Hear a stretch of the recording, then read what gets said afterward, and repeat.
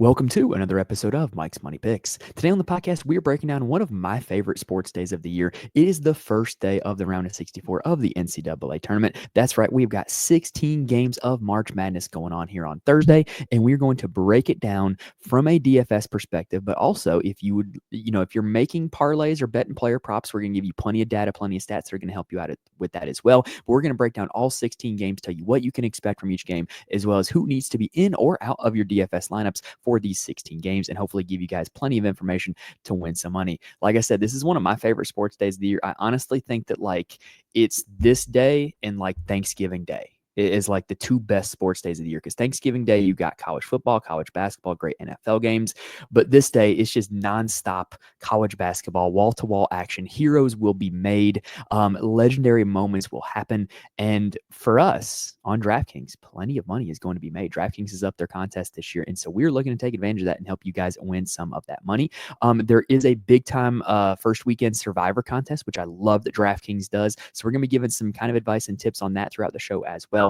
But also, if you are not subscribed to the channel, make sure you subscribe, because we're going to have an episode for Friday's slate, as well as Saturday's slate, as well as Sunday's slate, as well as the rest of the NCAA tournament. So make sure you are here with us for that, as well as all of our weekly golf and college football content when those sports are in season. All right, I'm in a minute and a half, and this is going to be a long show because we got 16 games to get to. So I'm going to go ahead and say this early. If this video helps you in any way, please hit the like button. It helps me out a ton. This is a big time of year for me in growing the channel, growing the community. So every little bit helps. If you're watching on YouTube, please like the video if it helps. If you're listening on audio, please rate and review. I cannot stress enough how much it helps me out. All right, let's go ahead and dive in, starting with game number one, and it's a good one. All right, the first game of this jam-packed Thursday is going to be an 8-9 battle between two birds of prey. Actually, I don't know if a cardinal or a blue jay is a bird of prey. Maybe they're not birds of prey. Maybe they're just birds. Anyway, we've got a battle between Louisville and Creighton. This is a good one. It's going to be taking place in Lexington, so you got to give a slight home field advantage to Louisville. KenPom has this game projected to be 75-72. A lot of the data that you're going to hear on this show today is from KenPom. Subscribe to them if you are not. It is vital to college basketball betting in DFS. That is a total of 147 points, which is one of the highest on the slate. The reason why is because both these teams are pretty good offensively. Louisville is 29th in offensive efficiency. Creighton is 34th in offensive efficiency. The defenses aren't bad, though. Louisville is 21st. Creighton is 42nd. And the tempo is not going to be bad in this game either. Louisville ranks 90th in that category. Creighton ranks 192nd. Louisville offensively is a team that takes a lot of three-pointers and has no true defensive weaknesses. Creighton is a team that does not force a lot of turnovers, largely because they have Ryan Kalkbrenner just sitting at the rim waiting to block out the sun if anything comes there. And Creighton's also a team offensively that their offensive sets under Greg McDermott generate a high assist rate. So there's going to be some fancy points being scored in this one. The question is, how many and by whom? So on the Creighton side, you've got Ryan Kalkbrenner sitting there. Is it Kalkbrenner or Kalkbrenner? I don't know. He's been there for 6 years, and I'd kind of oscillate between the two. But he's up there at $9,700 on DraftKings. He's going to play nearly every minute of the game. He has a ton of shot blocking upside, the big-time double-double upside as well. And with this being his last season, I could see him going out with a bang here in this one. Louisville can be susceptible to bigs. James Scott is not a bad defender, but I do think that, Louisville, they're a team that's going to get up and down. They're not the best rebounding team in the world. Ryan Kalkbrenner could absolutely have a big game here in this one. He's not my favorite play on the slate, but I could absolutely understand getting to him. Stephen Ashworth is a guy that I think could be super boom or bust here on this slate. He is a guy that is probably going to take a ton of shots. He's taken at least 16 shots in 3 of the last 4 games. He plays with a supremely high assist rate as well, averages almost 7 a game. So if the Creighton offense is humming, then it's quite likely that Stephen Ashworth is going to be a pretty big part of that. And this is the cheapest price tag we've got him at in over a month. So I absolutely understand putting him as a part of your player pool. But with the way Louisville plays defense, they could force him into a lot of turnovers. And so I could see this going south for him. I think there's a really wide range of outcomes with Stephen Ashworth. And I got to be honest, y'all, I'm not really enthused about playing a whole lot of these other Creighton guys. Jemiah Neal is going to play every minute of the game. It feels like he has a very high floor. He's a guy who can fill up a stat sheet, but I don't know. I feel like he's a little bit overpriced on DraftKings. Jackson McAndrews coming off of the huge game against St. John's in the Big East tournament. He's a super talented freshman. He's starting to play more and more minutes. Will he do that again? I don't know, but now you got to pay for it on DraftKings because he's up at 5,200. And then Jason Green had a big game in the semifinals of the Big East tournament against UConn, 31 DraftKings points. Followed that up with 25 in the championship game against St. John's. I think a lot of people are going to chase these two stat lines. And if you want to include them as a part of your player pool, I get it because he is playing a lot of minutes, but I think it would be foolish to expect that output from him again when those were literally the two highest DraftKings point totals that he has had of the entire season. And then Fedor Zukic is a guy that you got to monitor an injury of. He played really well in the opening round of the Big East tournament against DePaul, but was a little bit banged up after that. So don't really know if he's going to play or not. If he does, he's another guy that's got a wide range of outcomes, but he's only 3,300. So like I'm kind of willing to buy guys with a wide range of outcomes at that price tag.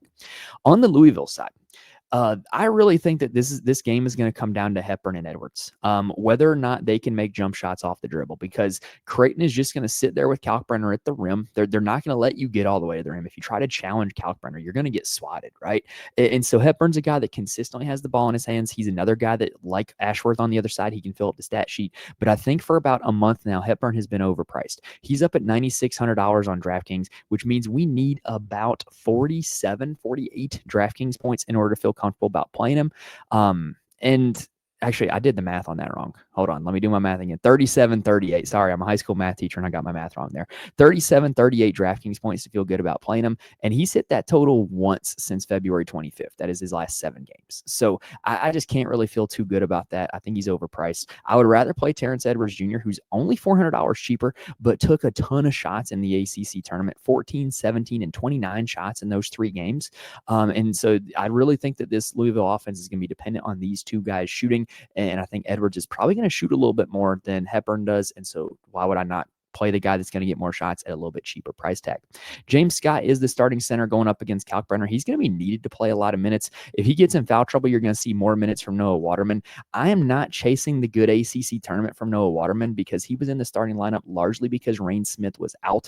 Rain Smith is back. He is a knockdown sharpshooter. He's another guy who could change this game and really space the floor for this Louisville team. And he's going to be back for this NCAA tournament. I think he's a little pricey for my taste at $5,600, but I can't deny the upside because he is a guy who can come in and just hit 5 or 6 3-pointers. Game number 2 is what I believe to be one of the most interesting games of the day, and that is High Point taking on Purdue. The High Point Panthers, this is their first trip to the tournament. They've had numerous heartbreaking losses in the Big South tournament over the years. Their campus is about 20 minutes from my house. It's one of the most beautiful college campuses I have ever seen. And they have unlimited NIL money because basically at the start of the season, the coach Alan Huss, one of them, is like, hey, if you want to be a big time contender in basketball, we're going to need more money. And because it's a very affluent donor base for High Point, they're sold. How much money do you need? And so they got a lot of good players in the portal. It's a talented squad that's a 13 seed. I think this game is going to be really fun to watch. KenPom has it as Purdue 82-73. That is a 155-point total, which is the highest on the slate according to KenPom. And the big reason why is because both these teams are so good offensively. Purdue ranks 7th in offensive efficiency. High Point is 25th. In defensive efficiency, they're both weaker. Purdue is 63rd. High Point is 227th. That's really bad. And Purdue is going to not really look to push the pace. They rank 297th in tempo, and High Point ranks 222nd. So this is not going to be a super high possession game, but it should be a high efficiency game because of the quality of offense and the lack of quality of defense. Purdue is literally efficient on offense in all areas, but they rank 350th in the nation in 2-point defense. And High Point is we will take that because they're a really good offense, especially from 2. And they're not a bad 2-point defense, especially because they have rim protection. They have a genuine 7-footer. They just don't force a whole lot of turnovers. So it's going to be interesting to see how this game ends up playing out. On the High Point side, let's go ahead and talk about them first. So they rank 53rd in bench minutes. They played their bench a lot, and they will go legitimately 10 deep. They've only played one KenPom top 100 team. They beat North Texas 76-71. Their starters are Keza Gifa, Demorian Williams, Chase Johnston, Kamani Hamilton, and Juslin Bodo. And they will also play Pettiford, Benham, Theum, Anderson, and Hildebrand off the bench. That is a deep rotation. Keza Gifa is, in my opinion, the straw that stirs the drink for their offense. He's the only player on their team who averages more than 25 minutes per game. Hamilton and Williams are right there behind him at about 24. Among the bench players, Bobby Pettiford leads them with 19 minutes. Now, Gifa is their best all-around scorer, in my opinion, averages a little over 14 a game. He is the team leader in usage rate. In the championship game against Winthrop, he needed 20 minutes to score 20 DraftKings points. That's a really good fantasy point per minute rate for a guard. If you think that they're going to be able to get downhill and get to the rim, these guards, then Gifa's a guy you're going to want to target. Kamani Hamilton has just been really, really good in the Big South Conference for them. I believe he's a transfer down from Mississippi State. He is a slasher that's looking to get downhill, doesn't take a whole lot of threes. To me, that really bodes well for going up against Purdue. He's a pretty solid rebounder as well. And he has decent peripheral stat rates. So I do not mind going to him just in terms of the fact that I think he's going to play a lot of minutes, and I think that he's got really solid chance to contribute. You got to remember with this High Point team, like, are they going to condense this rotation because they're playing Purdue? I think it's a possibility. And if they do, Hamilton and Gifa are their two best players. Bobby Pettiford's another guy that I could see playing a lot. He is actually a member of the Kansas National Championship team in 2022. Has transferred twice since then. And he can put up fantasy points in a hurry because he is a high usage player at his guard spot. Jocelyn Bodo is their 7-footer. He rarely plays max minutes, but when he does, he can put up fantasy points in a hurry. He is a great rebounder. He's not a factor offensively, but he's a really good shot blocker, really good rebounder, only $5,600. That type of profile has done pretty well against Purdue this season. Now, on the Purdue side, so, we talked about the whole Survivor contest on DraftKings, right? So the Survivor contest is basically like a cash game in DFS where you're going to want to finish in the top half of everybody playing, right? And if you're playing that Survivor contest, it feels so secure to play Braden Smith and Trey Kaufman-Renn because, you look at High Point over the course of the season, they're a bad defense, 222nd, we said. And I'm sorry, 227th, even worse. And they've really been just had havoc wreaked upon them by high usage pick and roll guards. And that is what Braden Smith does. That's the name of Braden Smith's game. And Braden Smith is also a great peripheral stat producer. It just feels very comfortable to plug in and play Braden Smith in your lineup. Same deal with Trey Kaufman-Renn. He's a hugely high usage rate post player. And he's playing max minutes in postseason play now. And it just feels like both these guys, you can just pencil them in for 40 DraftKings points and just feel really comfortable with it. But I'll be honest though, I'm not super interested in playing a whole lot of these other Purdue guys. If maybe you could make an argument for Lawyer, like, hey, what if they really try to shut down Smith and TKR because they know that's all they have? Well, then Fletcher Lawyer would be another guy who could generate some offense. But the other guards like Harris, Cox, Colvin, they're just okay. I don't see them stepping out and having huge games in this one. First, the other big man, same deal. I just don't see him having a massive game. I really see everything going through Smith and Kaufman-Renn and maybe a little bit of Fletcher Lawyer. Game number 3 is going to be Montana taking on Wisconsin.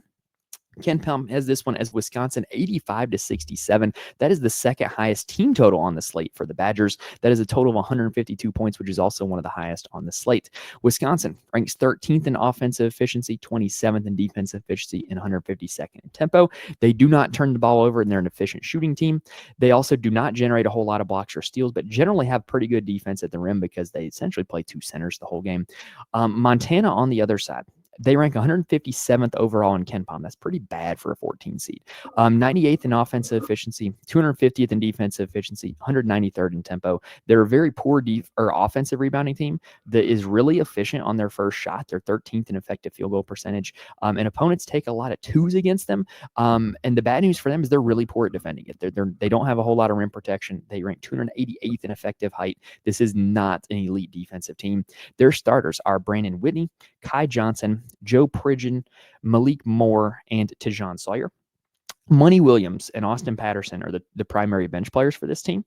And their whole top 6, the starting 5 and Money Williams, play between 24 and 28 minutes a game. Money Williams is this team's 6th man, and he's their best offensive player, and he leads them in usage rate at about 30%, and he can pop off for big games from DraftKings scoring. Now, because he does come off the bench, there's some flaws in that profile, right? Because if you get into a game and the starters start playing well, he cannot play as much, which is what happened in the Big Sky tournament game against Northern Colorado. He only played 19 minutes, only put up 9.5 DraftKings points. Prior to that, he had been, no pun intended, money, because he just routinely puts up more than 25 DraftKings points, and a salary of $6,100. It's very reasonable, but just know you are taking on a little bit of risk knowing that he is the 6th man. He is a bench player coming into the game. After him, I really like Tejan Sawyer as an option in DFS. He's a guy that saw his minutes increase big time once they got to postseason play. And anytime you have a guy who's a good fantasy point per minute producer that all of a sudden starts playing more minutes, that's what you like to see. So I really do like Tejan Sawyer for that reason. And I think Wisconsin is a team that I'm not super afraid to play these Montana guys against. I think the starters are probably still going to play quite a lot.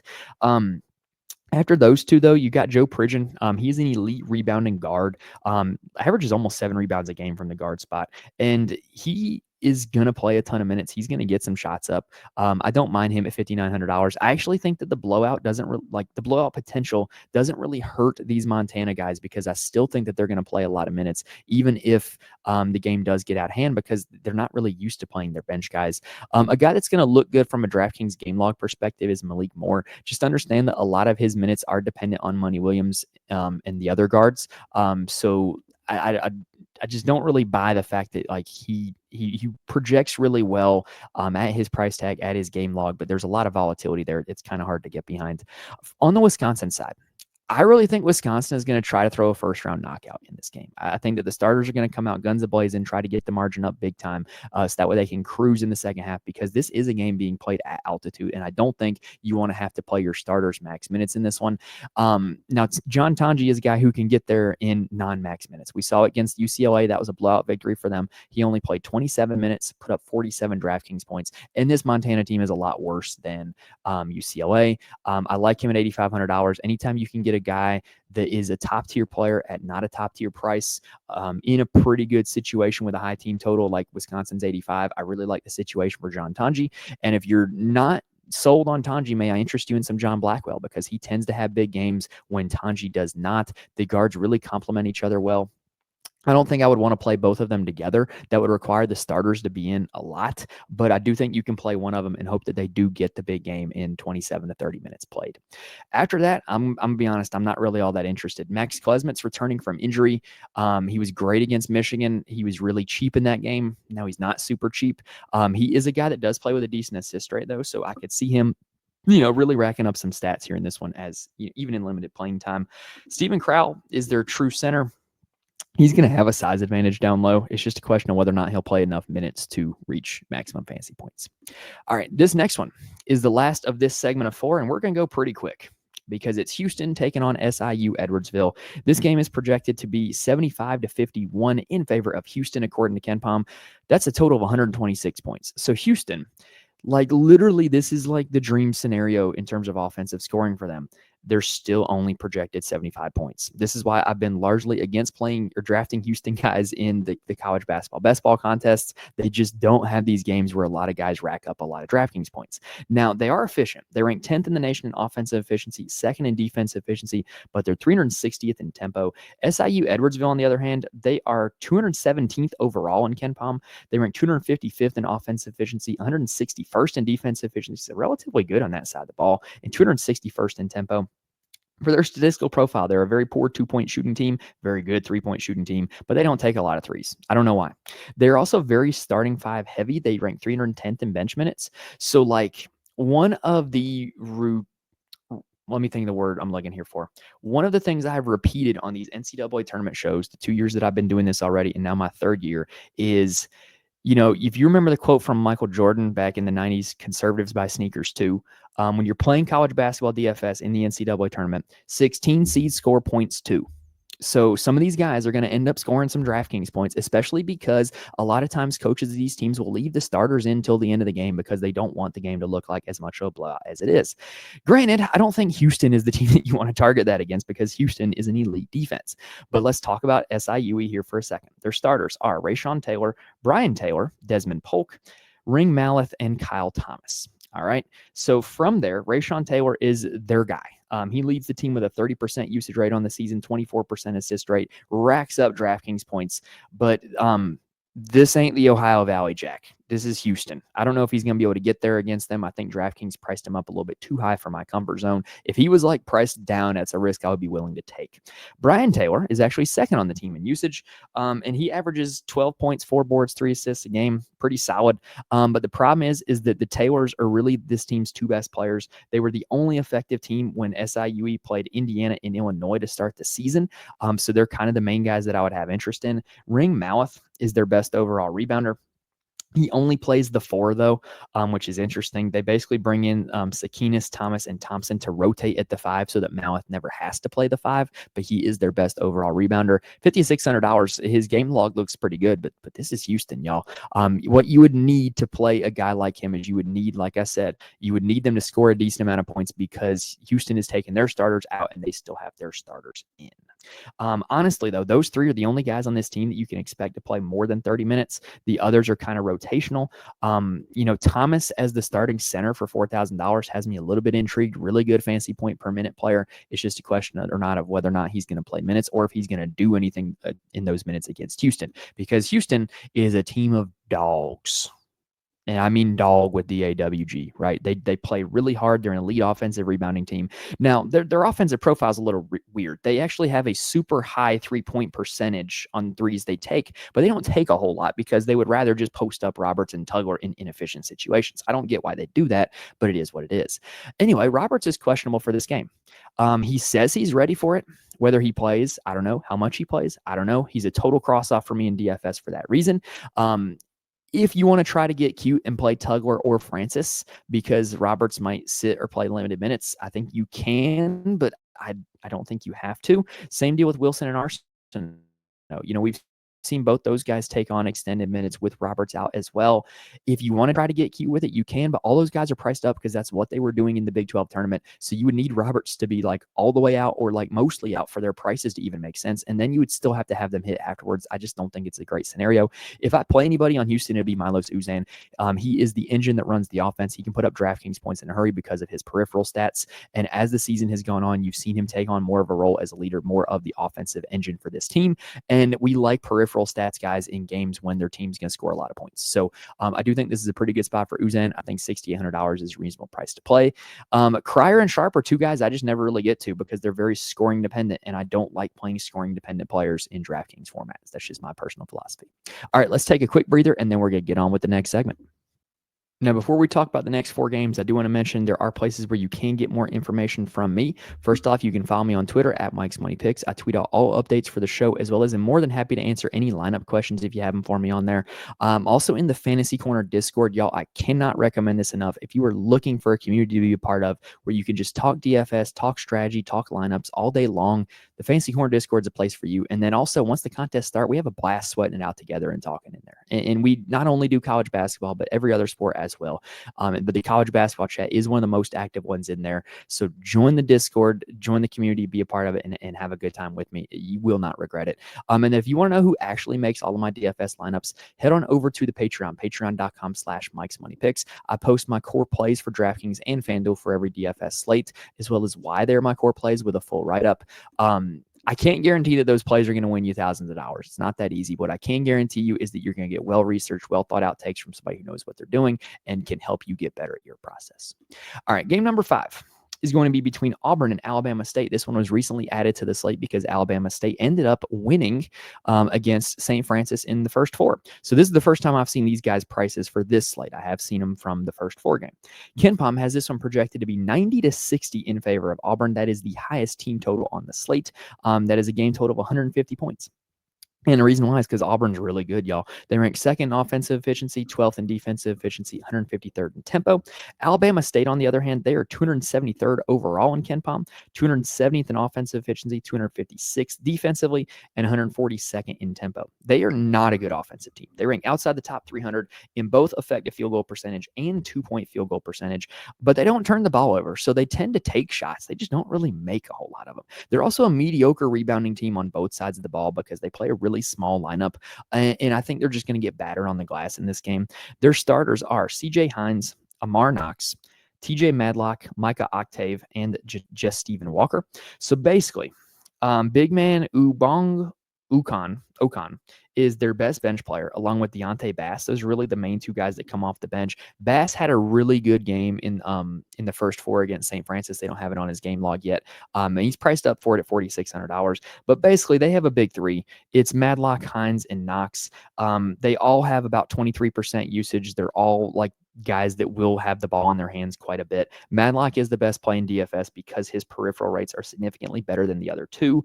But it's a really hard sell for me to play anybody outside of those three, or maybe Bass, or maybe Jeff Stephen Walker as the starting center at $4,000. Now, on the Auburn side, what you do have is you do have a legitimate sample size of them winning games in blowout fashion. And what you can see if you look at like Janai Broom right here is he can go nuclear in a blowout not playing max minutes. So I am not letting the fact that he might not play max minutes scare me away from playing Janai Broom. He put up 65 fantasy points in 26 minutes against Ohio State. They're a lot better than Alabama State, y'all. So Janai Broom could still absolutely go nuclear. Don't let the risk of blowout fool you on that one. Granted, I don't think I would be looking to just totally stack up this Auburn team, though, because they tend to be very balanced in their production after Broom. You never really know who's going to have a good game between Baker, Mazzara, Kelly, and Pettiford. If you go back and look at the start of the season, Miles Kelly had some pretty good games in some of these blowouts, but he also had some mediocre ones. So if he gets hot from behind the three, he can have a really good game. But if he's not hitting, it's not going to be a good night for him. The other thing that's interesting for me for this Auburn team is that Denver Jones has really taken over the point guard role from Tahad Pettiford. He's only $4,300 on DraftKings. If he does play a lot of minutes in this one, look out. But also there's a chance that they could just say, hey, Pettiford's a freshman. Pettiford's the future. Pettiford can go out and have a really big game in one of these blowouts. And he has a few of those on the record this year. So I kind of understand the concept of playing any of these Auburn guys. I'm probably not playing more than two of them.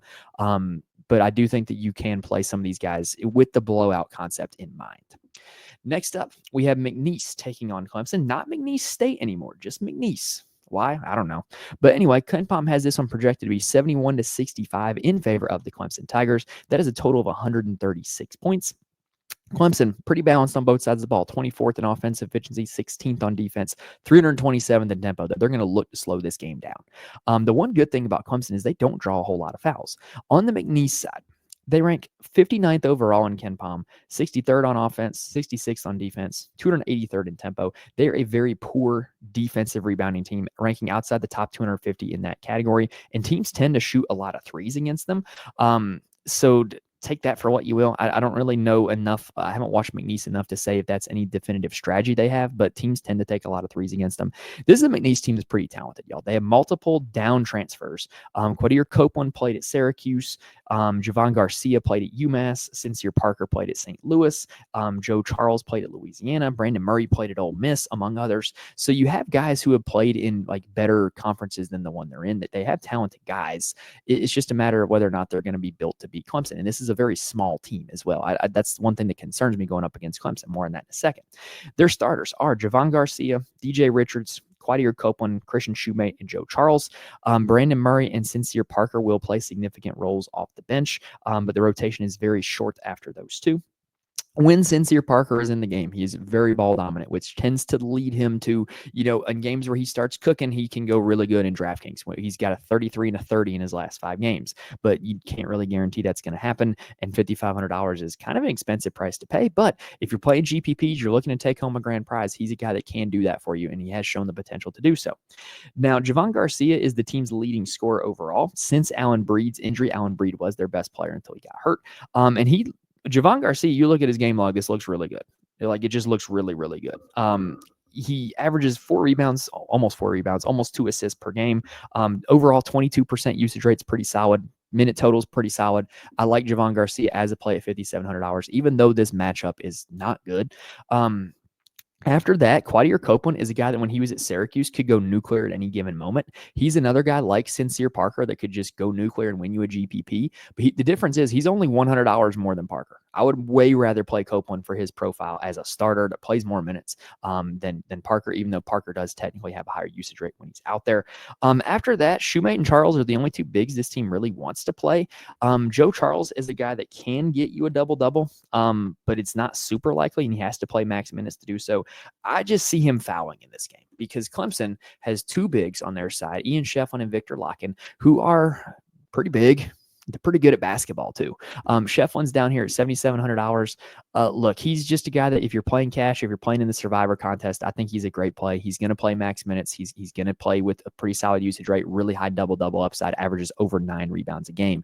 Victor Locken is the guy that can win you a GPP though. He's down here at $6,400. When you look at his last 5 games, 4 of them have been over 27 DraftKings points. That's what we want to see. In fact, if you extend that streak, that's That's 7 out of 8 over 27 DraftKings points. That's pretty consistent value for where he's at in his price tag.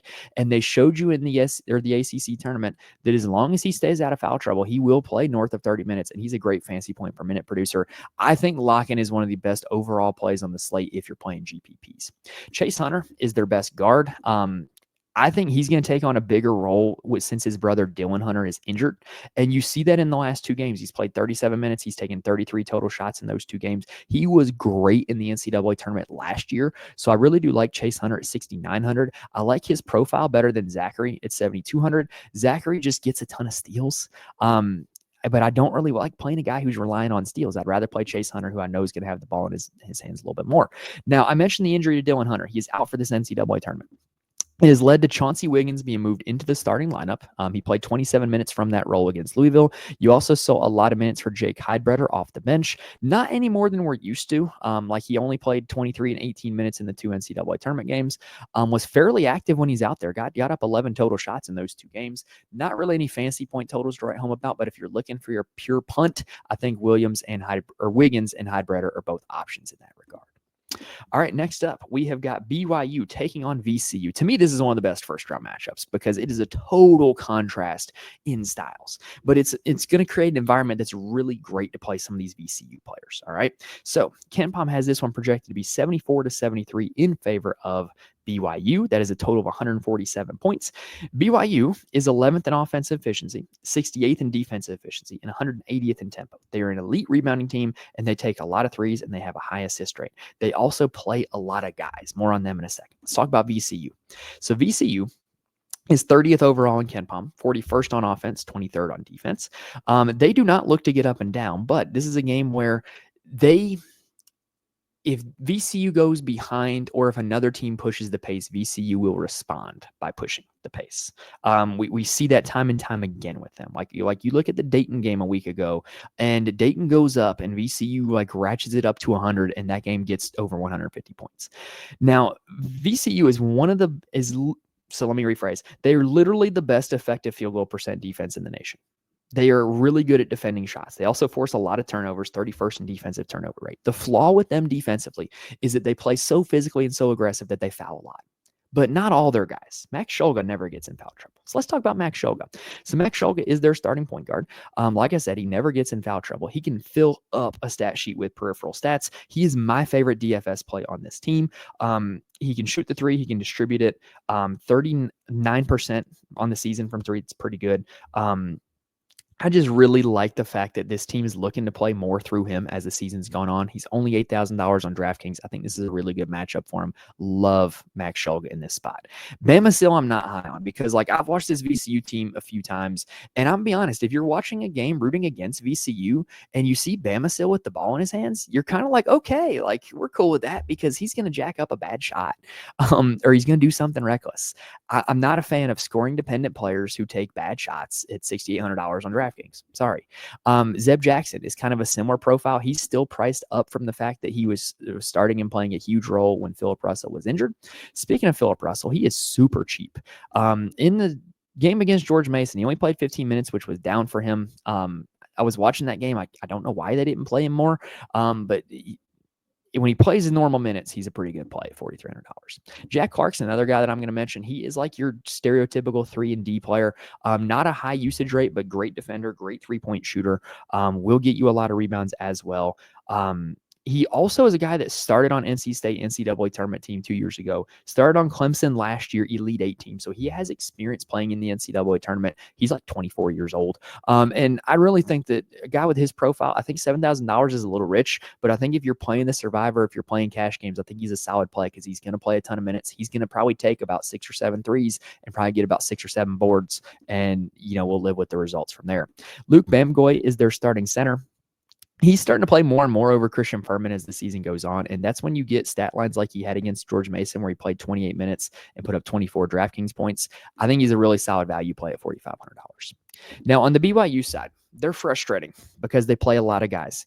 But the question you have to ask yourself is, since it's a postseason game, since it's do or die, who are they going to rock with? Who's going to be in the game when it matters, when it's crunch time? Because those guys might play more minutes. And I think one of those guys is Igor Demon. This is a stat sheet stuffer that is just not playing maximum minutes to put up maximum DraftKings totals. But here's the good news. He's down to $5,600. So he could put up the total you need in about 25 minutes. He could do that. And so I think this is a pretty good spot to go back to Igor Demon. I'm not saying there's not some risk involved, but I think the upside is there. I feel the same way about Richie Saunders. I think he is another one of this team's best overall players, another guy who can fill up the stat sheet in a variety of ways, but another guy who's not really playing max minutes.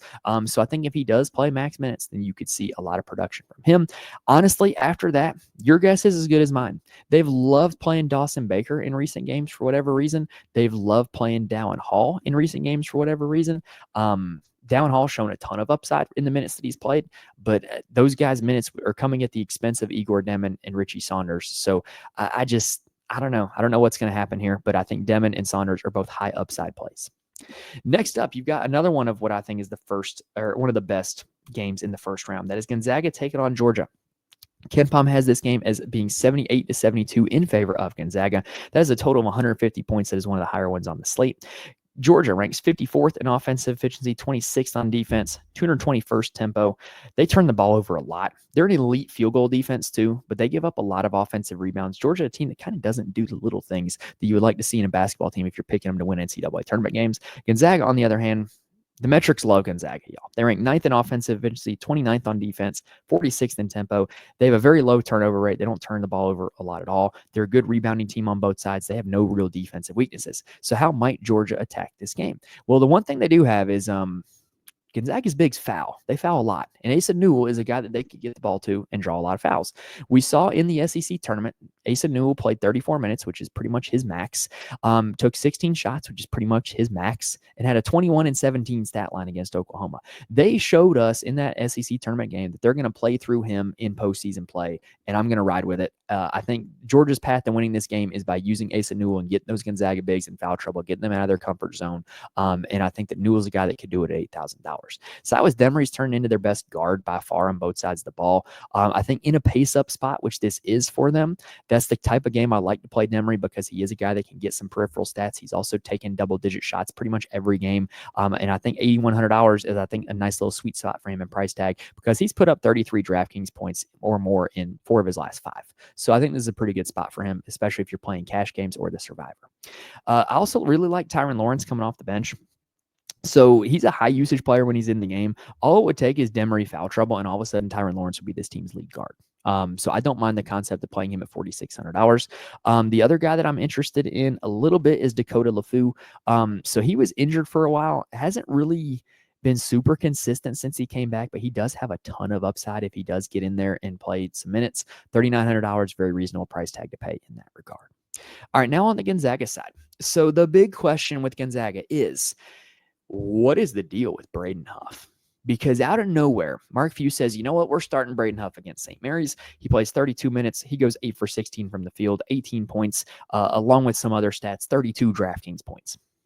If he starts again, he has the chance to nuke again. And I think he's going to be one of the most popular plays on the slate because of that. When he's in the game, he's eternally been a decent fantasy points per minute player, super high usage player offensively. So if he's going to start again, he's got to be in your lineup, simply put. But I don't know if he's going to start again. I don't know why Mark Few just randomly decided to pull that trigger against St. Mary's. It was his second start of the season. I don't know why. If I knew why, I would tell you to play him or not to play him. But I think you got to kind of wait and see. I think at $4,900, I'm willing to take that chance. I think he has a ton of upside. Now, Graham Ike is the team's best DraftKings player normally. His limitation, like I said earlier, is that he gets in foul trouble. If he can stay out of foul trouble in this one, he could absolutely put up 50 DraftKings points. But he's got to stay out of foul trouble. He's got to stay on the floor. You can only put up fantasy points when you're on the floor. That's a fun fact. Ryan Nembhard is the second best DraftKings player on this team.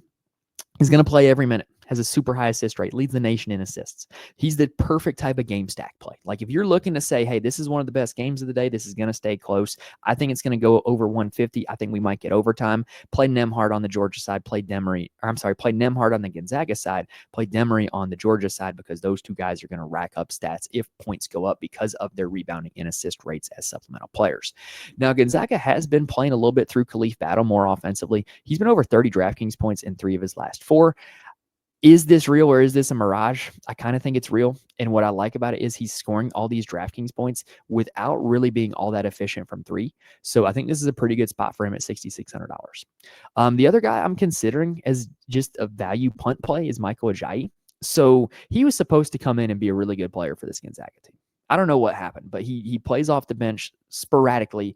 But when he does play, he can get out there and he can really score some DraftKings points. Against San Francisco, he played 16 minutes, 26 DraftKings points. If you're looking for a GPP type of play that can win you a lot of money, Michael Ajayi would be that guy. And sorry, y'all, I'm a little just got distracted because I just checked the UNC San Diego State score, and UNC is up 40. Yeah, good for you, UNC. Way to prove everybody wrong. All right, now let's go ahead and take a look at the next game. It is Wofford versus Tennessee. KenPom has this one being Tennessee 76-59. That is a game total of 135 points. Tennessee, really stifling defense. They're 18th in offensive efficiency, but third on the defensive side of the ball and 346th in tempo. They are the second best effective field goal defense in the nation, behind only VCU, which we talked about earlier in the show. Wofford, on the other hand, they're a fun ride. They are 121st overall in KenPom, 67th on offense, 230th on defense, 333rd on tempo. Y'all, this is not going to be a fast-paced game. Wofford is an elite rebounding team on both sides. They do not force a lot of turnovers, and they force opponents to shoot a lot of threes because in the Southern Conference, Kyler Filowich is a really good rim protector. So let's go ahead and talk about him. So Wofford's starting five: Corey Tripp, Dylan Bailey, Justin Bailey, Jackson Civilis, and Kyler Filowich. They will play Flynn, Lorenz, and Holmes as their primary bench players. Tripp and Filowich are their two best players. That's their dynamic duo. Both are over 26% usage on the season. Tripp is a little more of a guard archetype, point guard archetype, floor general. If you watch the title game against Furman, he had the ball in his hands all the time. If it wasn't a really good matchup against Tennessee, I would be all over him. I think your hope if you play him would be that this game turns into a blowout and the Wofford coach still keeps him in there because I think he could get points up against Tennessee's backups. I don't have a whole lot of faith in him against Tennessee starters. Kyler Filowich, their starting center. He's really good. He shoots his free throws granny style. You got to watch it. But I don't think this is a great matchup for him. He's used to being the bigger, badder guy in his matchup. That's not going to be the case against Tennessee, no matter who's in. So I don't think this is a particularly great spot for him. You look last year at Tennessee's NCAA tournament game against St. Peter's. St. Peter's did not have a whole lot of offensive success, y'all. So I think that, Tennessee, when they play inferior competition, they really look to just put a stranglehold on you. That game was 83-49, and it was over before it even started. So like I said, I think the hope would be that you get these guys in blowout minutes if you're playing them. I'm not really super interested in this Wofford side for that reason. Now, on the Tennessee side, as I mentioned, I think that 83-49 game from last year is kind of the blueprint for what they want to do in this one. Zakai Ziegler is the straw that stirred the drink for them. He is a supremely high usage player offensively, huge assist rate, gets a lot of boards, gets steals, can put up DraftKings points in a hurry. I like him at $8,300. Chaz Lanier is a guy that I'm probably not playing. What is it I said earlier in the show? I don't like scoring dependent players at $7,000 on DraftKings. I don't. If it burns me, it burns me, but I'm probably not playing him. Jordan Gainey is a guy that I do like as a sneaky play. What I don't like is that DraftKings priced him all the way up to $6,300. What I do like is that you look at his game log this year, you look at last year, and there are so many blowout games where Tennessee just says, all right, Jordan, go out there, do your thing. And in those games, he can put up a lot of DraftKings points in a hurry when he's the lead guard in the offense for those minutes. I think he's a sneaky GPP play. You're probably going to need the game to blow out for him to be worth it, though. But the two guys that everybody's going to talk about and everybody's going to play are starting center Felix Okpara, starting power forward Igor Milicic. Because literally they couldn't stop fouling in the SEC tournament. They're priced all the way down here because they've had two not so great games. But they stay out of foul trouble in this one. They should dominate the glass. They should play a lot of minutes. They should put up a lot of DraftKings points. Milicic in particular, you look at the start of the season, Milicic was really eating up against weaker competition because that's what he's used to when he was at Charlotte. So I really like the idea of playing Milicic at $5,000. I think he's going to be super popular. So just know that going in. If you're playing a GPP, you're going to look to want to get different elsewhere for the rest of your lineup. You can't just play Milicic and expect to cash. Next up, let's talk Arkansas taking on Kansas. Arkansas versus Kansas. This one is probably one of the best matchups of the first round. KenPom has this one projected to be Kansas 73-69. That is a game total of 142 points. Kansas, 48th on offense, 11th on defense, 113th on tempo. They're an elite field goal defense that doesn't force a lot of turnovers. Arkansas 73rd on offense, 20th on defense, 68th in tempo. Both these teams will look to push the pace. Arkansas has no real defensive weaknesses. Now, with this Arkansas team, we got to talk about the injuries because they have two of them that are a pretty big deal. Adu Thero and Boogie Fland. Thero is doubtful. Fland more likely to play. Thero, his absence has caused Brazil and Adu to become pretty much plug-and-play guys for the last month, but now their price tags are the highest they've ever been, and the matchup is not great against Kansas. Fland, if he's back, would eat into Davis and Wagner. It would make them basically unplayable in my book, and it would make Boogie Fland a really high upside, high-risk play at $6,000, which I also feel the same way about Big Z at $5,400. Y'all, if somebody could text Calipari and ask him how many minutes Big Z is going to play, if you could let me know, that would be great, because if Big Z plays 25 minutes, he can absolutely smash the slate at this salary. But I don't know if he's going to play 25 minutes. I think it makes a lot of sense to play him because he can shoot. He can stretch the floor, get Hunter Dickinson out of the paint. But I don't know if Calipari knows that. Calipari's still calling the same offense he called for John Wall 16 years ago. So I don't know what's going to happen with this Arkansas team. They're the least predictable team on the slate, in my opinion. And if you want to not have to predict it, you don't have to play them. On the Kansas side, y'all, this is Hunter Dickinson's 7th year in college. It's his last ride in the NCAA tournament. I expect them to ride the Dickinson train as far as they can. And you look at the Big 12 tournament, that was the blueprint then. 50 DraftKings points against UCF, 45 against Arizona. I like Dickinson as a play. I think they're really going to look to use him. And also, what you saw for this Kansas team in the Big 12 tournament was they played their Big Four all of the minutes. The only problem is that all their Big Four has supremely specific roles that allows other teams to really predict what they're going to do. Zeke Mayo is the scorer. He's $7,000 on DraftKings. They're pricing him up after the slump he was in. I think that's a totally reasonable price tag to pay. I am going to be playing him. DeJuan Harris, he is the distributor. Probably not playing him. Yes, he's playing max minutes, but I don't like guys who don't score because scoring is the easiest way to score DraftKings points. Same deal with KJ Adams. He's playing max minutes. I think I'm more likely to play him than DeJuan Harris because he is a big who can also get you some assists, some blocks, and some steals, but just not a sexy play.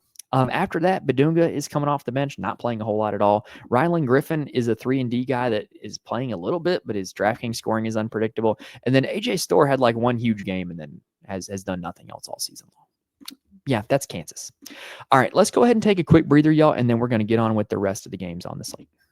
Reminder, if this video helps you out in any way, please hit the like button if you're watching on YouTube. Please rate and review if you're listening on audio. It helps me out a ton when you guys do that. I cannot stress enough. I'm trying to get to 1,000 subscribers before the NCAA tournament ends, and the only way I can do that is with you guys' help because every like, rate, and review sends my podcast to the top of the algorithm, and that helps me out so much. I cannot stress it enough. Appreciate you guys.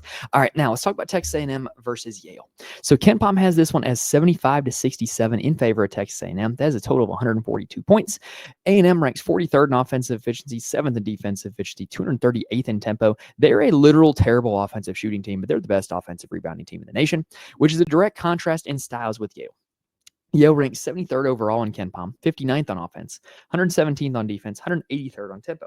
They are a very high three-point percentage shooting team, but they don't take a lot of them. They take very smart shots. I mean, they're an Ivy League school. They're going to do the right thing with the basketball, right? They don't turn the ball over very often. They don't force a whole lot of turnovers. They're content to just play help defense and make you make the next pass and make you shoot low percentage threes. That's kind of what their defense does. And I think that's a really good matchup against Texas A&M, who's going to take a lot of low percentage threes and then try to rebound them. Yeah, that's what they do. Now, for this Yale team, their starters are Bezem Beng, John Poulikitis, Casey Simmons, Nick Townsend, and Samson Alaton. They will play Seliskar as their backup big, and he splits minutes with Alaton, and it moves Townsend to the 5 when Seliskar is in the game. And they will play Mullen a little bit off the bench as well. He's really the only backup guard that plays. Other than that, you're getting a whole lot of minutes from the starting 5 for Yale. So let's go ahead and talk about him. So John Poulikitis is their leading scorer and their leader in overall shot rate, 30% on the season. He will take a lot of three-pointers. He is a pure gunner who doesn't do a whole lot of peripheral stats. Generally not my profile of play, but he can get so nuclear hot from behind the arc that he could win you a GPP on DraftKings if you play him. Bezem Beng is a guy that I love playing whenever Yale's on the slate, which has been a few times. He's a triple-double threat every time he's on the floor. Averages over 5 rebounds, over 5 assists a game. Great rates. Will take some shots as well. Just a great play. They're going to need him to help a rebound from his guard spot if they want to win this game. So I think he's just a really solid look at $7,500. And then you got Nick Townsend, who's kind of like the new Danny Wolf. Like, they had Danny Wolf last year. They don't this year. But Nick Townsend's kind of taken over that role as a big who can do it all, fill up a stat sheet. And if he can stay out of foul trouble, he could be pretty solid for this team. After that, I mean, if you want to take shots on Seliskar and Alaton, you can. Not my favorite plays in the world. On the Texas A&M side, like I said, their whole plan is going to be to jack up bad shots and then to go rebound them. And one of the guys who's the king of jacking up bad shots is Wade Taylor. He also lives at the free throw line. So Taylor is their guy. He's their highest usage player. Wide range of outcomes. You look at the last 5 games, he's got as high as 40 against Texas, as low as 19 against Florida. If you want to look to game stack this game, I think that's a totally viable strategy. He's a guy you got to get in your lineup because this Aggies offense is dependent on him. Zurich Phelps is probably their second best offensive player. He comes off the bench, though. So kind of like some of these other bench guys I've talked about, he kind of has more inconsistent production because of that. What they've actually started doing more recently is they played Obaseki a little bit more. And I kind of like it. I think Obaseki's not a bad player. Against Texas, he was great. 30 DraftKings points in that game. I don't mind chasing that. I really don't, because they're playing him more and more minutes pretty consistently. It's just a matter of whether or not he actually hits shots and stays out of foul trouble. But at $4,100, I think you can do much worse on this slate. Now, the bigs for Texas A&M is where it gets hairy, because they're just going to rotate all of them. None of them are going to play more than 25 minutes, which really limits the upside of all of them. But all of them between Garcia, Coleman, Payne, and Washington, they're all really good. They all don't play a whole lot of minutes. If you want to try to bet on one of them having a ceiling game in the minutes that they're out there, go for it. If you want to try to bet on, hey, it's the postseason, one of them is going to play more than the others, and you think you know which one it is, go for it. I don't think you have to target it, though, and I probably won't. Next up, we have Drake taking on Missouri. KenPom has this one as being Missouri 71-65. That is a total of 136 points. Missouri is a really good offensive team, 5th in offensive efficiency, but 70th in defensive efficiency. They will get up and down, though, 121st in tempo. They are a very poor defensive rebounding team. How does that affect Drake? Well, first off, it's a big-time pace up for Drake because Drake is the slowest team in all of Division I. They rank 364th in tempo, largely because they don't want to take their starters out of the game. They are one of the most stingy bench minutes teams in the nation. So if to leave those starters in, you play slow, because if you play slow, they can last longer, right? Their last 8 games have all been 131 points or lower. And get this, 2 of those games were overtime games. So this team doesn't get caught up in shootouts. So Missouri, they might try to drag you into a shootout, but Drake, it just ain't having it. They're just going to play their content, methodical style. Drake is also an elite rebounding team that ranks in the top 25 on both sides of the ball. To me, that is how you want to target this game, because Missouri is a team that will give up rebounds. Now, Drake starters: Bennett Sturts, Isaiah Jackson, Mitch Mascari, Daniel Abreu, and Cam Manyawu. Isaiah Howard will spell the guards, and he will often outplay Isaiah Jackson. Tavion Banks will spell both the bigs, and he will often outplay Manyawu and occasionally Abreu. Overall, the usage leader on the team is Banks, and I think he's a guy that could rack up offensive rebounds in this game, with Missouri being a poor offensive rebounding team. I think $6,600 is a reasonable price tag to pay for him. I think this is a really good spot for him. Abreu is going to play nearly every minute unless he gets in foul trouble. Then he plays very few minutes. But he's another guy that could rack up those offensive rebounds. Same deal with Manyawu, however you say it. Manyawu is actually playing significantly more minutes in the postseason. Some of that is at the expense of Abreu. But with Missouri's weakness to offensive rebounding, I don't mind the idea of playing him. But look, I kind of buried the lead here. Bennett Sturts is this team's best player. He is the guy that makes everything go for them. He's not a bad rebounder in his own right. He's a 26% usage rate on the season, which is pretty good. And he'll fill up the stat sheet in a variety of ways. I don't mind Sturts at $9,300. I don't think he's the best 9K play on the slate, but I think he's far from the worst. And then lastly, Mascari. He's kind of just a cone offensively, but he's going to play the whole game, and he's going to go stand in that corner, and he's going to shoot threes. I think $5,500 is too expensive for him, though. Now, on the Missouri side, Mark Mitchell, who is their best big man, is questionable for this game. He's expected to play. He's got the questionable tag on DraftKings. He's expected to play. What they did the last 2 games when he was out was they just went super small. And what it did, though, is it allowed you to really see the pecking order of the guards, because it was just more easy to see who was playing and who wasn't in the disparity in the minutes. And what came out was Perkins and Bates are the guys that are going to play all the minutes, y'all. And those are the guys you're going to want. Now, granted, the problem is that Drake is going to slow this game down to a snail's pace, and they might not be able to put up the same amount of stats they normally do. But I can guarantee you, not guarantee, I'd be willing to bet American currency, though, that Perkins and Bates are going to be the two guys that are in the game taking the shots at the guard spot. You'll also see a lot of shots from Caleb Grill. He is a incredibly streaky shooter that when he was shooting hot, he was like an 8K play on DraftKings. Now he's not shooting all that hot. He's still playing a decent amount of minutes coming off the bench, but you would be dependent on him making a lot of threes, and I don't see that happening against this Drake team. For the forward spot for this Missouri team, your guess is as good as mine. Cruz, Pierce, Shaw, they all play a little bit. Gray plays a little bit as well. He's a true 7-footer, but like they don't play any of them enough minutes to see true upside, especially when Mark Mitchell is healthy. All right, next up, we've got Utah State taking on UCLA. KenPom has this one as being 76-72 in favor of UCLA. That is a game total of 148 points. That's pretty high. We normally don't see UCLA games reach that total. UCLA, big reason why they don't reach that total is because UCLA plays really slow. They rank 301st in the nation in tempo, 35th on offense, 18th on defense, and UCLA surrenders a lot of threes and assists. So how does that affect Utah State? Well, Utah State is 17th in the nation on offensive efficiency, and they're 159th in tempos. This is a big time pace up spot for UCLA and a defense that you can attack if you're UCLA, because Utah State is 149th in defensive efficiency. Utah State's whole entire plan is they want to force you into long possessions. That's kind of their goal. They're not like a team that's just intentionally looking to slow the game down when they're on offense, but defensively they want to limit transition and they really want to make you take your time on offense. They're also a below average defensive rebounding team, and they're a below average 2-point field goal defense team. Utah State starters are Falslev, Martinez, Albury, Akano, and Gadaretse. I'm going to be honest, though. The only two guys I'm really interested in are right at the top, Falslev and Martinez. Falslev and Martinez are the two guys that really make this offense go. Falslev is, a 15, 6, and 4 guy, 2 steals a game as well. He's a more efficient 3-point shooter, but he takes more of his shots at the rim. And then Martinez is their outside scorer. He's a transfer from Maryland. He's pretty good. Those two guys are going to be the guys that really drive this offense, though. I kind of see the argument for Templin, but he's super inconsistent. Not a whole lot of security there. I kind of see the argument for Gadaretse, but again, not a whole lot of security. Those are kind of their two primary bigs. Now, on the UCLA side, I got beef with Mick Cronin, y'all, and I don't think Mick Cronin's a guy you want beef with. Mick Cronin, play Ade Mara. Play him. Because when he gets minutes, he can break a DraftKings slate. Every time this season, he has seen more than 20 minutes in a game. He's put up more than 20 DraftKings points. And he continues to be an elite fantasy point per minute producer. He's a big who can score, rebound, and gives you a ton of shot blocking upside. Their defense is significantly better when he's in the game. And Mick Cronin loves him some defense. So I don't know why he doesn't play Ade Mara more. If he does play Ade Mara a whole lot, if he comes to his senses, Ade Mara could break a DraftKings slate. But for now, you're seeing more and more minutes for Tyler Bilodeau, and he's just okay.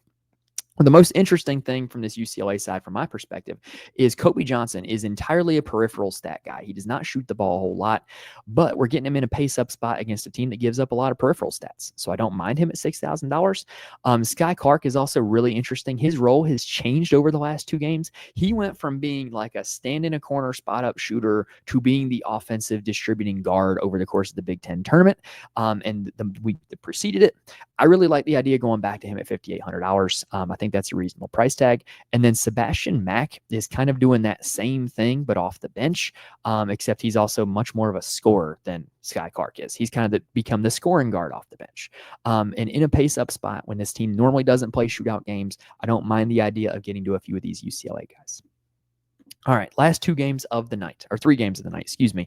We've got Omaha taking on St. John's, Peyton Manning's favorite team, Omaha. So St. John's is projected to win this one 82-64. That is a total of 146 points. St. John's ranks 65th on offense. That's bad, but they are the best defense in the nation, according to KenPom, ranking 1st in defensive efficiency and 49th in tempo. So they will get up and down.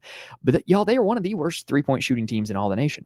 But they are elite in all defensive categories. So St. John's, with them not being a 3-point shooting team, that kind of lends me to believe that this game might take a little longer to blow out than you might suspect, because they're going to be playing by 2s instead of by 3s. So how might that affect Omaha? Well, Omaha ranks 92nd on offense, 252nd on defense. They're a sieve defensively. This is a great matchup for St. John's. And 146th in tempo. They're a good rebounding team, but they don't force a lot of turnovers, and they have low block and steal rates. They're outside the top 250 in both 2-point and 3-point defense, which bodes well for St. John's, because St. John's is going to likely be scoring by 2s. Their starters are J.J. White, Tony Osborne, Isaac Odekane, Markel Sutton, and Cameron Thomas. Waddles, Glover, and Street play off the bench, and they tend to outplay Odekan and Thomas. Sutton, White, and Osborne are the 3 minutes leaders, and they're the only double-digit scores. And y'all, that would be my interest in this game, is Sutton, White, and Osborne. Sutton is actually the team's overall usage rate. He's really good at forward, but y'all, he's not used to going up against St. John's. He's not used to going up against Zuby Ejiofor. He's not used to this level of competition. You look at the start of the season when they played good competition, 29 against Minnesota, okay, 25 against UNLV, 40 against Akron. Like, it's just, against Iowa State, he had 11. It's just not really inspiring for a guy that's $8,900 when he hasn't shown the ability to succeed against great competition. JJ White, on the other hand, is the floor general of this team. And y'all, if they're going to score anything at all, it's probably going to be because of him. Yes, I get that this is a bad matchup, but I kind of like the idea of a ball dominant guard in a game that might turn into a blowout. I don't mind it. And then Osborne's at $6,300. He's more just a pure scorer. My favorite guy on this team to target would definitely be JJ White. Now, on the St. John's side, there is one big variable because on paper, this is a smash spot for Kadari Richmond, RJ Lewis, Zuby Ejiofor, the whole crew, right? Here's the big variable. Davon Smith, he's $5,400. He was back from injury in the Big East tournament, played off the bench, had 12, 21, and 20 minutes. If he continues to do that, then there's a chance that he could do enough in those minutes to hit value against this poor defensive Omaha team. But if he's back to his starting role and he's back to playing north of 30 minutes a game, he could break the slate at $5,400. I think he is a high risk, high reward type of play. If we knew that he was going to be starting, I would tell you to put him in all your lineups, but we don't know that yet. And they're one of the last games of the night, so it would be really difficult to late swap him out. So that's just something to keep in mind. But I think he is a high upside, high risk play. But like I said, I love Richmond, Lewis, and Ejiofor all in this one because of how bad Omaha is defensively. Next up is, in my opinion, one of the best games of the first round. Michigan taking on UC San Diego. KenPom has this one as Michigan 72-69. That is a game total of 141 points. Michigan ranks 46th in offensive efficiency. 14th in defense, 65th in tempo. Michigan gives the ball up a lot. They give up a ton of turnovers, 328th in the nation in turnover rate, which is music to the ears of UC San Diego, who only ranks 30th in defensive efficiency and only 271st in tempo, but they lead the nation in turnover margin. They're 7th in offensive turnover rate and 2nd in defensive turnover rate. They're not a team that crashes the offensive glass. They rank 307th in that category, but what it's designed to do is they're designing to limit transition and make you execute a half-court offense without turning the ball over against their aggressive pressure defense. And so I really think this is like a terrible matchup for Michigan because this team is going to force turnovers. Now, their starters are Aniwa Tate Jones, Hayden Gray, Tyler McGee, Chris Howell, and Norden Kapic. Every starter played over 30 minutes in the Big West Championship game, with only Justin Rosherlin playing double digits off the bench. So I really think you can just stick to this starting five and be pretty comfortable with that group, right? Now, their best player is Aniwa Tate Jones. He is a point forward who can fill up the stat sheet in a hurry. And granted, he's not used to playing against opponents of Michigan's caliber, but he's good, y'all. He's really good. And I like him at $9,000. If they're going to pull off an upset, it's probably going to be because he has a huge game. Hayden Gray is the nation's leader in steals per game at 3. That's a large reason why his DraftKings salary is so high, because he's not this high shot volume guy. He's not a huge peripheral stat guy, but he can get a lot of steals, and he can put up DraftKings points in a hurry that way because a lot of his steals turn directly into 2 points. Tyler McGee is their second leading scorer, averages 16, 4, and 2 a game, 24% usage rate, 30% shot rate. It's not bad. It doesn't always translate into DraftKings point totals if he's not hitting his shots, but if he is hitting, he can give you a really, really good performance. Also like Kapic here in this one, Kapic. I don't know how you say it. I only watched their game with the sound off this past weekend because I didn't want to wake my daughter up. But he's $6,500. If he's going to play max minutes, he has a chance to put up a lot of DraftKings points. But for him to play max minutes, it would require not getting in foul trouble because Michigan is very likely to use their size advantage with Danny Wolf and Vlad Golden both being 7-footers. Their game logs are super inconsistent, but the usage is consistently there. They're the biggest part of this Michigan offense, and they're going to have a size advantage down low against these UC San Diego guys. I think that would be Michigan's path to winning. Also, interestingly enough, for Michigan, they've really used Trey Donaldson more in the Big Ten tournament. He played over 31 minutes in every game, over 30 DraftKings points in every game. If this is going to be the move going forward for them, is to utilize Trey Donaldson, I think $6,600 is a cheap price tag for him, and I am willing to take shots at him on DraftKings here Thursday night. Last game of the night, we've got UNCW taking on Texas Tech. The marathon is almost done, y'all. Texas Tech is projected to win this one 81-66, according to KenPom. That is a 147-point total. Texas Tech, supremely good offensively, 6th on offense, 37th on defense, no real weaknesses. UNCW is a team that ranks 105th overall in KenPom, 84th on offense, 184th on defense, 285th in tempo. No true weaknesses for them either. They're bad at this category or they're bad at that category. They're just kind of So their starters are Donovan Newby, Bo Montgomery, Greedy Williams, Sean Moore, and Harlan Obioha. Hodge, McGriff, and Ross will all play significantly off the bench. Their entire starting five is over 20% usage, except for Greedy Williams. But their guy in the CAA tournament was Donovan Newby. Played more minutes in that tournament, took more shots in that tournament, was very clearly the guy that they wanted the ball in the hands of. And I think that you kind of want to attack this Texas Tech team with guards. So I think it makes a lot of sense to play him at $6,000. I think that's a very reasonable price tag. The other guy I'll be looking to play is Nolan Hodge. I actually coached against this kid in high school. When he was in high school, he was 6'7". He was taller than everybody on the floor, but he knew that when he got to the next level, he was going to be a wing, not a big man. And so he played like a wing. He was the best shooter around because like our guards that were guarding him couldn't contest his shot because he was like a foot taller than them. So $4,200 for him when he's playing more and more minutes, especially in the CAA tournament. I don't mind it. He's not a supremely high usage player, but he's a defensive stopper. They will put him on one of the other team's best players because his length can give them issues. I don't mind the idea of playing him at $4,200. And then Harlan Obioha is their center. He's a 7-footer. If they want to win, they're probably going to want to try to get more minutes out of him. He generally only plays about 21 a game, but if they want to win, they might want to try to get more minutes out of him. And he could break a slate if he plays more minutes.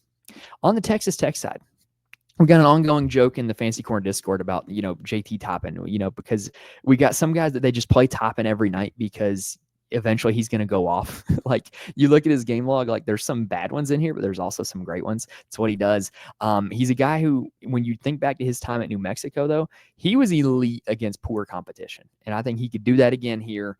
I'm not worried about him like missing max minutes because if Darion Williams is hurt, if Darion Williams is not going to play a whole lot, then that's just going to be more for JT Toppin. Which let's go ahead and talk about Darion Williams. He's expected to play, but he did miss that Big 10 game that they lost.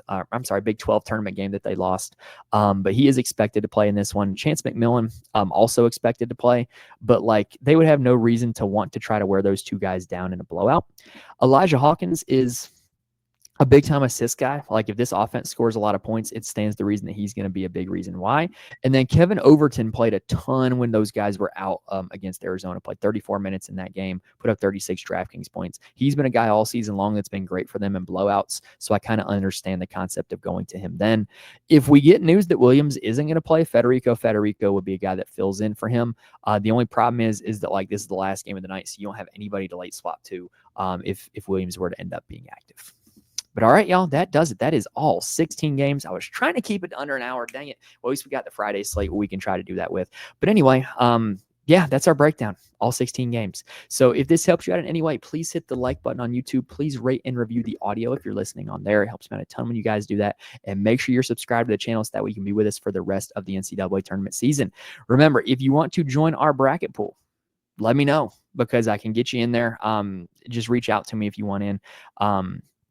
Because it is a paid bracket pool, but I'm not just kind of just sending the link out and then trying to get money afterwards. We ain't doing that. So if you want in, let me know. And then also, if you want more from me, remember those 3 sources: the Twitter, the Fancy Corner Discord, the Patreon. I'm running out of gas here, y'all. I'm not used to going for an hour. But anyway, that's going to do it here for this episode. Cannot wait for this Thursday slate, and I hope you guys can tell my excitement by how I delivered this here today. I can't wait. I'm super looking forward to watching it. Just so excited for March Madness. And I hope it brings us some winning on DFS. And I'm hoping that this video gave you guys all the information you need to win in DFS here on this Thursday slate. Best of luck to you guys on the Thursday slate. Enjoy March Madness. Thank you guys for watching and listening to this point, and I will see you guys next time.